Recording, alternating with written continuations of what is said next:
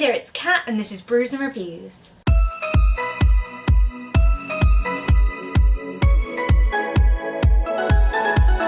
Physiognomy? What? Physiognomy?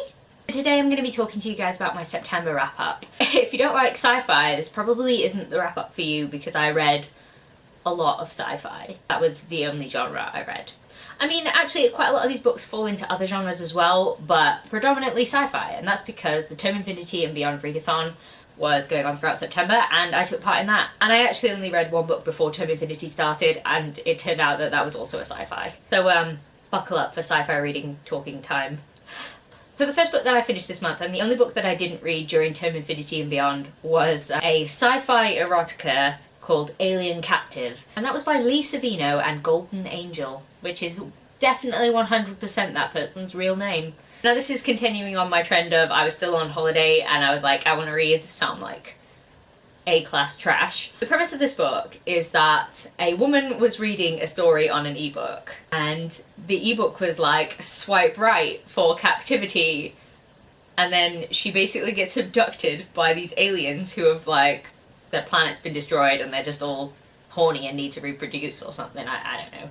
Anyway, so she ends up being the mate for the captain dude, and weird sex happened. So I gave this 2 out of 5 stars because it was terrible, and like there were so many references to like weird alien appendages. At least there was a difference in like the alien build, and it wasn't just like, I'm a man but I'm gold, that makes me an alien. Like at least in this one there was like, I don't even know, he had some suction cup things. Like, it was weird. At least there was that. It's not just alien by name. That always really bugs me about these ones, and I'm like, why? Why are you an alien? Like, you're just a gold man. I don't understand. So, I mean, at least he was an alien, and at least it had a sort of plot line, but I mean, it was mostly just alien sex. So not my fave, but it was entertaining, I'll give you that. So now we're moving on to the books that I read for Tome Infinity and Beyond. And I'll do a separate video where I talk about all the challenges that each of these books met. So I'm just going to talk to you about like the books and how I found them at the moment. So 2 of the books that I read this month were actually me planning to finish a series that I started in a previous round of Tome Infinity. And I read The Atlantis Plague and The Atlantis World by A.G. Riddle. The first book is like a weird ancient conspiracy with Atlantean alien people. And it goes all the way around the world, and there's a link to autism therapy, gene therapy, and that sort of thing, and it's really interesting. This book is mainly about a plague, and I mean, you know I love a plague, because I just can't resist it. But it was good. It just took a turn I wasn't expecting it to take, and it went in a completely different direction. This book especially went just somewhere I was not expecting it at all. I enjoyed it. I really like the tone and like the feel of a lot of things. It feels very grandiose. I like how it goes all the way around the world. This book mostly takes place in Spain and Morocco, so you get like a bunch of people from different countries there, and this book has a lot of space things in it as well. I'm not going to spoil anything, but there's like a huge section which is like a flashback, and it's really interesting. So yeah, that's basically my thoughts on this. It was interesting, it was good, it was very actiony, and it did try to be diverse. It just moves very quickly and doesn't always explain itself in the first book, and then it catches up a bit in this one, and this book has a lot of explanations, so you get all your answers. So I liked it. I think I gave these 4 out of 5 stars. Next up I read Binky by Nnedi Okorafor, and I didn't realise this book was so short. It's a novella.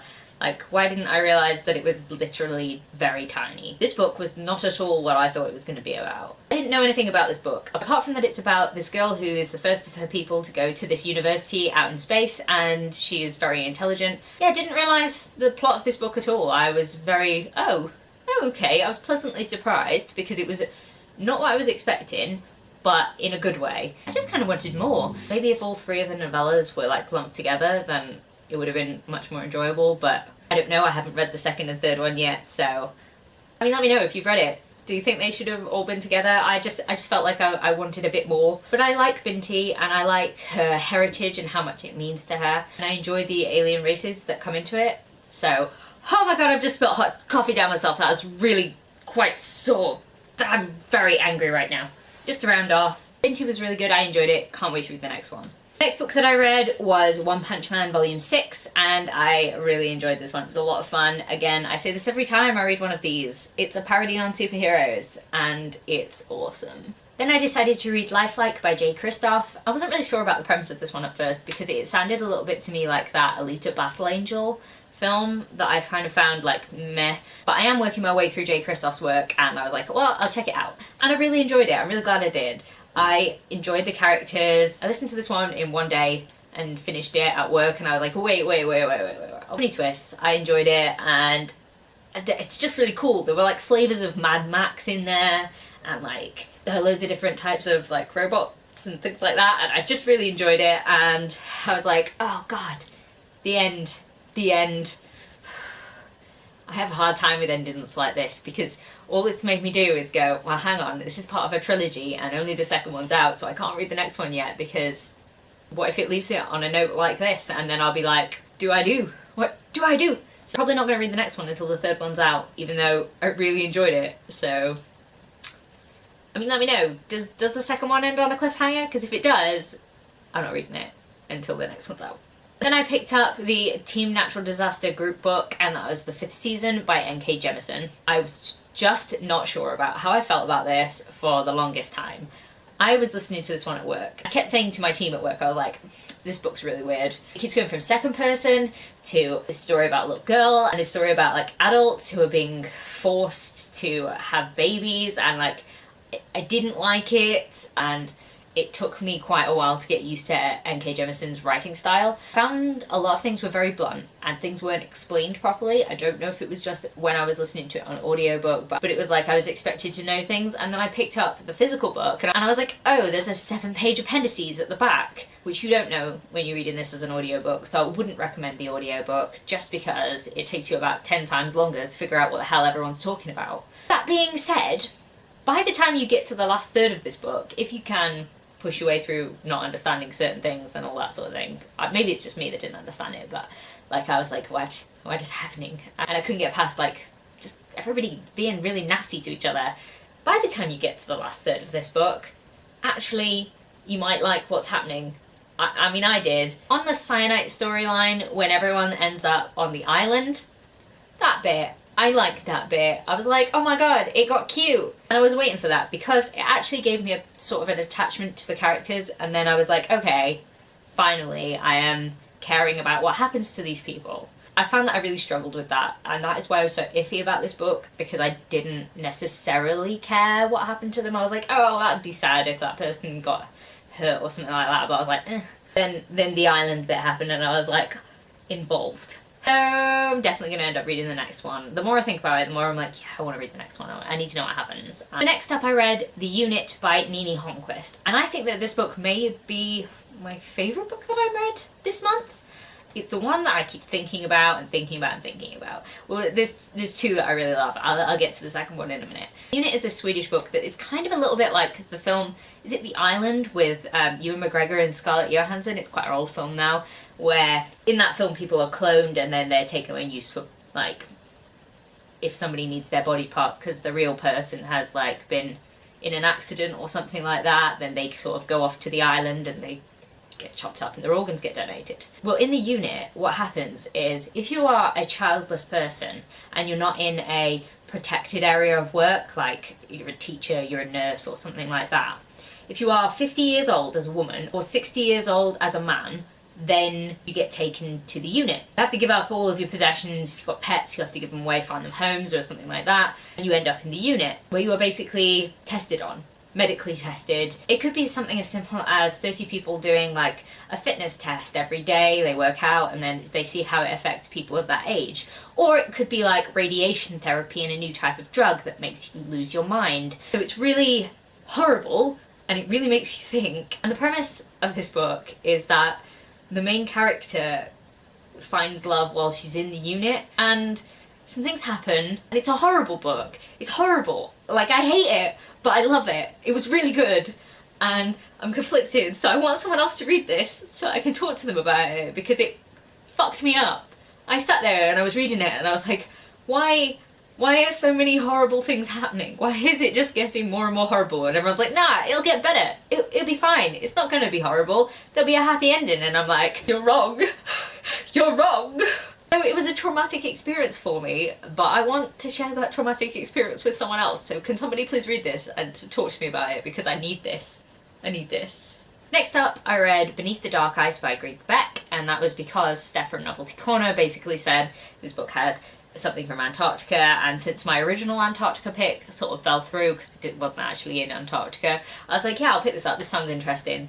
So the way that I would describe this book is The Descent meets Jurassic Park in a cave with a giant squid. It's stupid. It's so ridiculous. It's like mindless action, but with like a horror sort of theme in the same way that Jurassic Park sort of, oh no, the dinosaurs are coming sort of thing. I kind of loved it. Like, I couldn't stop reading it. I was like, actually, this was a lot of fun. I did enjoy that so much that I actually picked up the sequel. And that is Dark Rising. So this book was very different. The premise was really bad. Again, this has like the giant monsters with the super soldier and people fighting different things, and it was the monster was creepy and I didn't like it, but there just wasn't enough monster. Whereas in the first one you have like loads of monsters and different things that are like taking people out. In this one you have the one monster and some crazy people. It's enjoyable. I want to read the next one, but I just hope there's more like fucked up shit in it, because the ridiculous fucked up shit was what I really enjoyed. Next up I picked up 8 Volume 1 by Raphael Albuquerque. So this graphic novel's a little weird. It involves time travel and a place called the Meld, which kind of exists outside of time. It's like a weird place that people can drop into. The really cool thing about this was that the past, the present, the future and the Meld all exist with different colours. So this is a black and grey graphic novel with tinges of the colour of the time frame that you're in. And it was really interesting because you end up going through all different things. There's a mystery, there's like just cool things. I want to pick up the next one because I'm just intrigued by it. But I like that you don't quite know what's going on, and there are some badass people in this, and I'm like, yeah, it's cute. And there's like dinosaurs in it again. I don't know what happened with me this month, but like dinosaurs. Dinosaurs. While we're on the topic of dinosaurs, I read Jurassic Park. I reread it. I wanted to. I think everyone knows what Jurassic Park's about. People clone dinosaurs and remake them, and then the dinosaurs escape. It's great. If you've not read it yet and you enjoy the film, then definitely read this. It's different from the book, like in some places very different, but I enjoyed the differences and I enjoyed both of them equally, so I definitely think you should check this one out. Then I decided to pick up The Stars Change by Mary Ann Mohanraj, and this one was weird. I definitely picked this one up on a whim. It was like sci-fi erotica, which I was like, oh, okay, which was awkward because I listened to this at work, so awkward. Sort of a really weird premise. You got a bunch of people who are just like going around banging each other and really involved in their sex life and relationships and that sort of thing. And they might get blown up. It's a bit weird.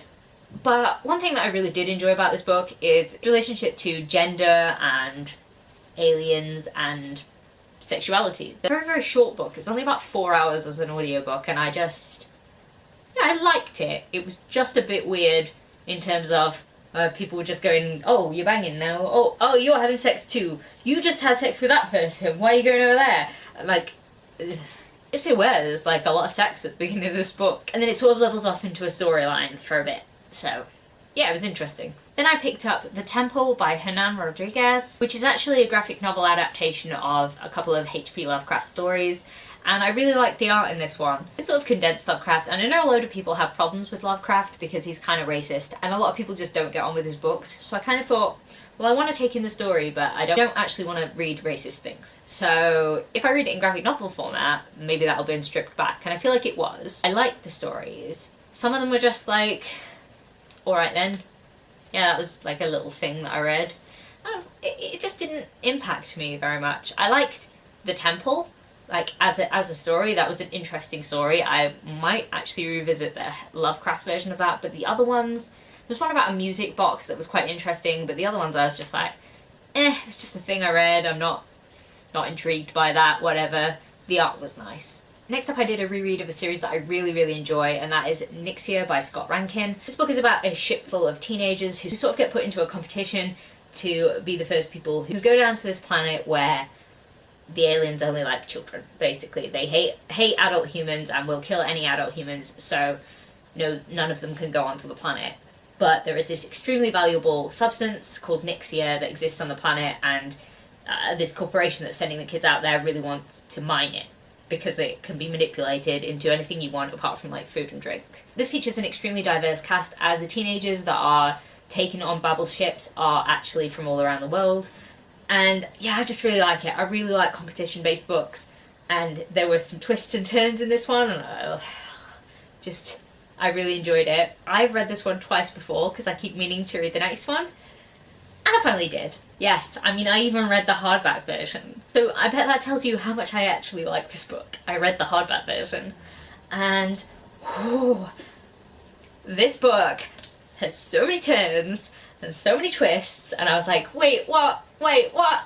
Who's doing what? Got some gay representation in this one as well, so along with the diverse cast, we've got a little bit of a nice relationship in there, which was kind of cute, and it was just a thing that was, and nobody was weird about it, and I really liked that. So I finished this one, and I just want the next one, and this is why I don't read series when the third book isn't out yet, because now I'm just sad that I can't read it. It's not there, it's not out yet, and I'm sad.